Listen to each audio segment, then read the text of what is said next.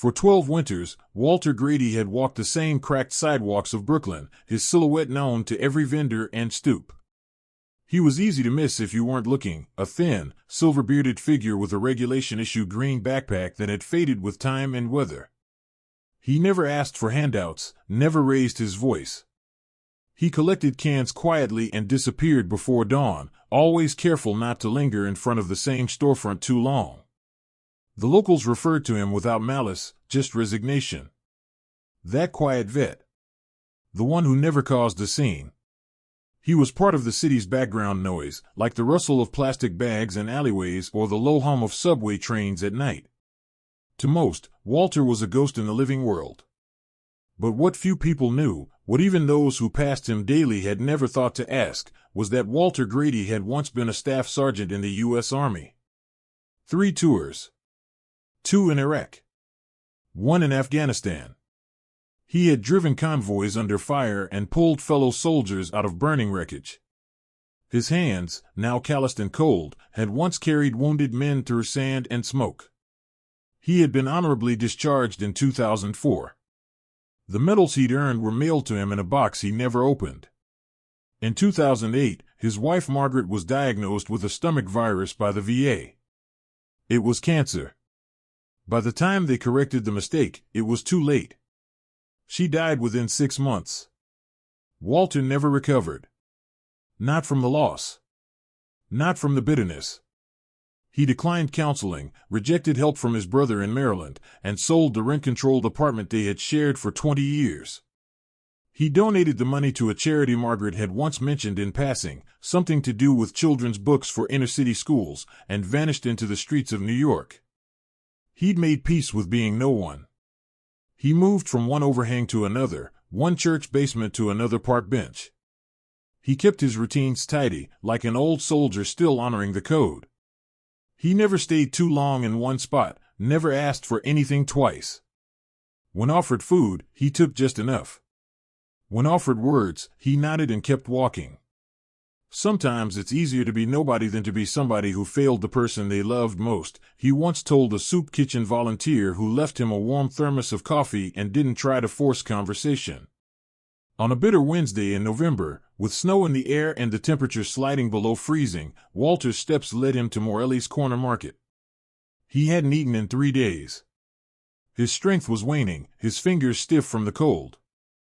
Inside the market, the smell of bread and fruit overwhelmed him. He didn't mean to steal. Not exactly. He simply moved toward survival. While the owner was busy ringing up a customer, Walter slipped a stale loaf of rye bread into his coat.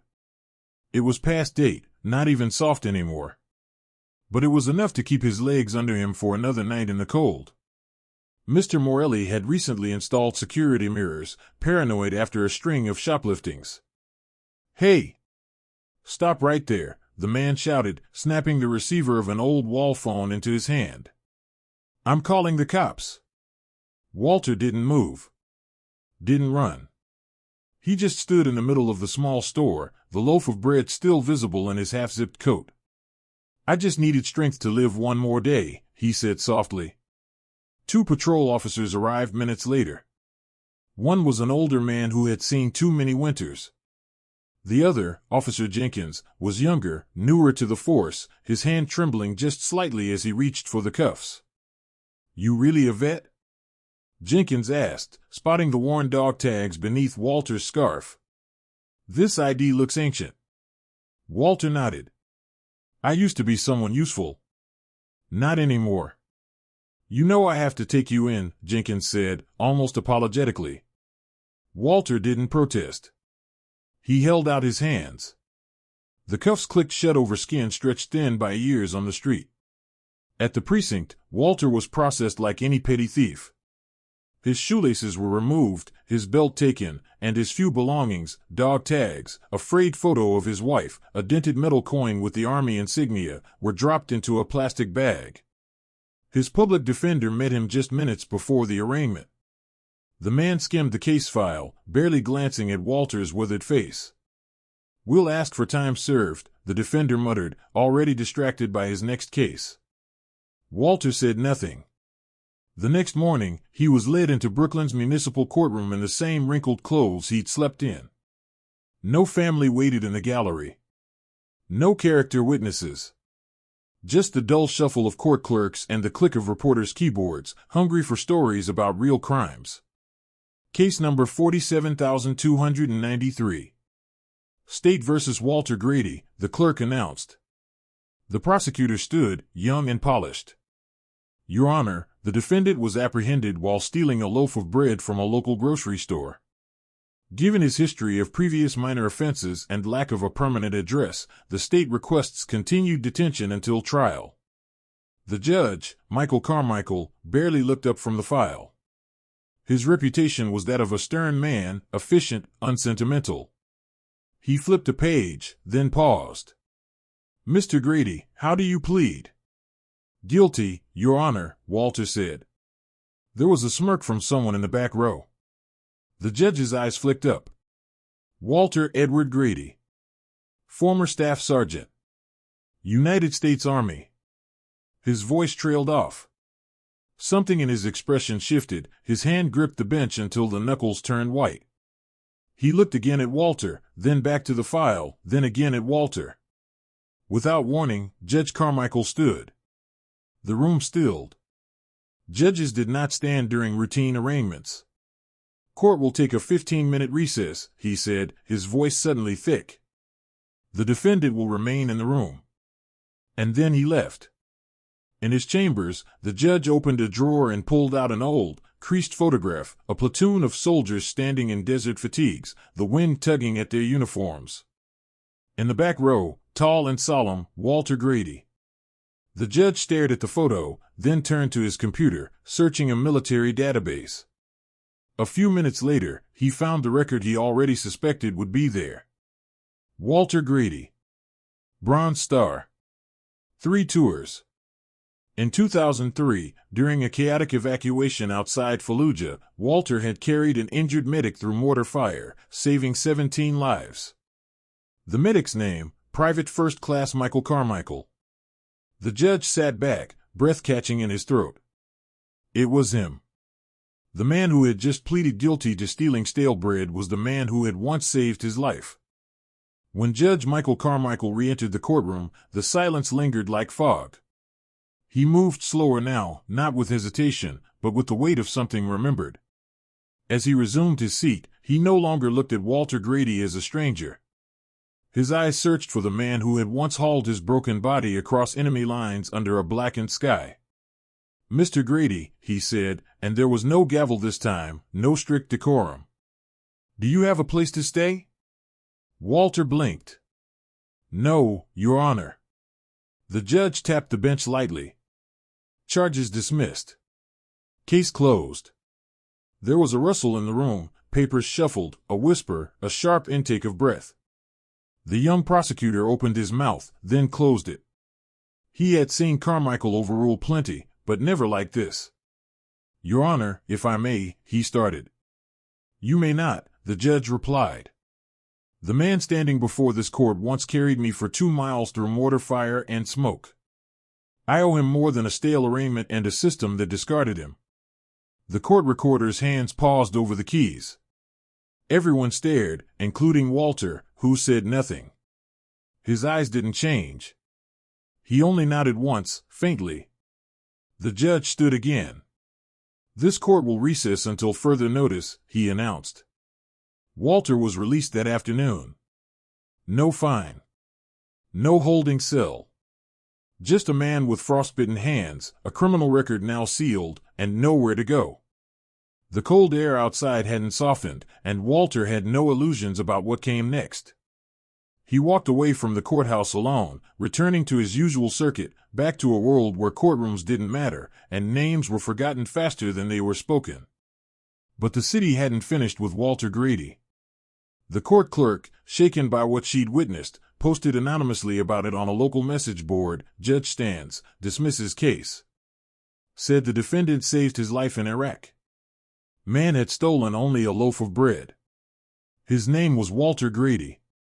It spread slowly at first, like frost creeping across glass. A few veterans groups reposted the story. Then a journalist from a Brooklyn weekly picked it up. Within 48 hours, a regional affiliate of a national network ran a short segment, Homeless Hero, Brooklyn vet once saved a judge's life. By Sunday morning, the story had reached every corner of social media.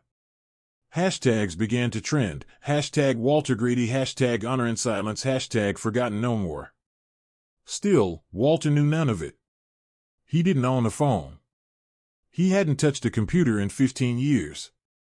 While the world lit up with his name, he sat quietly behind an old church near Marcy Avenue, sharing a pack of crackers with another unhoused man. On Monday, a black SUV pulled up to the sidewalk beside the church.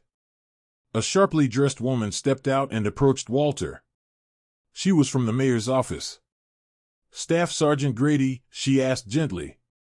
Walter nodded slowly, wary. "We'd like you to come with us. Someone wants to thank you properly." He didn't ask who. They drove in silence to City Hall, where a press conference was already being set up. Cameras, podiums, city banners, all things Walter avoided as a rule. Now, he stood just out of frame, his hands tucked into his coat sleeves, still unsure why he had agreed to come. When the mayor took the stage, she didn't read from her notes. Instead, she held up the photograph the judge had used in chambers, a sun-bleached image of young soldiers in a war zone. "Among them," she said, "is a man who never once asked for credit, though he saved more lives than any of us ever will. That man stood before a judge this week for stealing a loaf of bread. And that judge stood for him." She turned and gestured for Walter. Reluctantly, he stepped forward. Cameras flashed. Applause broke like thunder. Walter didn't smile. But he did nod. The mayor continued. "Today, we are proud to announce the founding of the Grady Housing Initiative, a city-funded transitional housing program for homeless veterans, named in honor of Staff Sergeant Walter Grady." As she pinned a city medal to his coat, Walter's eyes fell on something just beyond the crowd, a teenage girl holding a cardboard sign that read, "My dad served too. Thank you for not giving up." He looked away quickly. Not from shame, but because something deep inside had cracked open, just slightly. Something long frozen. Later that evening, when the event was over and the reporters had moved on, Walter sat alone at a long oak table in a shelter now bearing his name. Someone had placed a dinner tray in front of him, meatloaf, potatoes, green beans. Hot food, served with quiet dignity. He didn't eat right away. Instead, he reached into his coat and placed 3 items on the table: his wife's photo, his old Bronze Star, and the army coin he'd carried for 2 decades. He lined them up carefully, like setting the table for memory. And then, he bowed his head and began to eat. In the days that followed the mayor's announcement, Walter's name continued to echo far beyond the boroughs of New York. Newspapers across the country ran stories on him: the veteran who saved a judge, then stole a loaf of bread, Bronze Star hero forgotten for a decade, when a city remembered one of its own. And yet, Walter remained curiously untouched by the noise. He didn't watch the news. He didn't read the headlines. Most mornings, he still rose before dawn and took long walks, always ending near the edge of Prospect Park. He would sit on the same bench under the large elm, sipping weak coffee from a paper cup and watching the city wake up. Despite the offers flooding in, from organizations, from TV producers, from publishers, he kept his phone off and his voice low. The transitional shelter bearing his name had become more than a symbolic gesture. It was clean, quiet, and staffed by veterans who knew how to leave a man alone when needed. Walter stayed in a small room with a single bed and a window that faced the street. On the nightstand were his few possessions: the old photo of his wife, the military coin, and the judge's handwritten note that had been passed to him quietly after the ceremony. "You saved my life once. Let me do the same for yours." He kept it folded beneath his pillow. But while Walter sought peace, the public craved more. Camera crews camped outside the shelter gates. Supporters left care packages. Children mailed drawings. A nearby school launched a campaign called Serve Like Sergeant Grady, where students pledged to do one good deed a week. What began as local tributes soon snowballed. 3 weeks after the court hearing, a national television host aired a 10-minute segment on Walter's story. It opened with archival footage from the war, chopper blades spinning, dust storms blurring vision, soldiers moving through heat and chaos. Then it cut to Walter's mugshot, his hollow eyes, his sunken face, and finally, the photo of him standing with the mayor, visibly older, but unmistakably the same man. The contrast struck a nerve. That night, the segment ended with a live panel featuring military advocates, city officials, and Judge Carmichael himself. "He was the one who carried me," the judge said plainly. "I was 21, wounded, terrified. He didn't hesitate. He didn't stop." A week later, Congress introduced a bipartisan bill titled the Grady Act, which aimed to increase mental health funding and housing support for veterans with service-connected trauma. It had the rare quality of immediate, unanimous backing. But none of this moved Walter as much as what happened in the most unexpected place, a quiet coffee shop 3 blocks from the old shelter. Walter entered one morning just after opening. He rarely ventured into cafes, but the cold was biting, and the ache in his joints had worsened. The barista, a young man with a buzz cut and tattoos peeking from his sleeves, looked up and froze. Then he smiled and nodded as if greeting an old friend. "No charge," he said softly, sliding over a steaming cup and a blueberry muffin. Walter reached for his wallet, but the man stopped him. "My dad served with you. Iraq, 03. Said you pulled the truck off him when it caught fire. Said you never mentioned it again." Walter stared at the young man, trying to place the resemblance. Then, faintly, he saw it, in the eyes, in the hands. "He died in 09, the barista added. But I think he'd want me to say thank you." Walter took the coffee. He didn't reply. He only sat in the corner, watching the world from the window, muffin untouched, eyes misting from something deeper than steam. By mid-December, the shelter had a waiting list. Donations had surpassed expectations. Other cities asked how to replicate the model. Veterans arrived from surrounding boroughs, not just for food or beds, but to see the man whose quiet suffering had become a national reckoning. Still, Walter stayed silent. No interviews. No speeches. Just quiet work. Some mornings, he swept the sidewalk without being asked. Other times, he sorted the pantry shelves, making sure the soup cans faced forward, that the bread wasn't expired. And every Friday evening, just as dusk fell, he made a simple meal for the residents. Bread. Stew. Coffee. Nothing extravagant.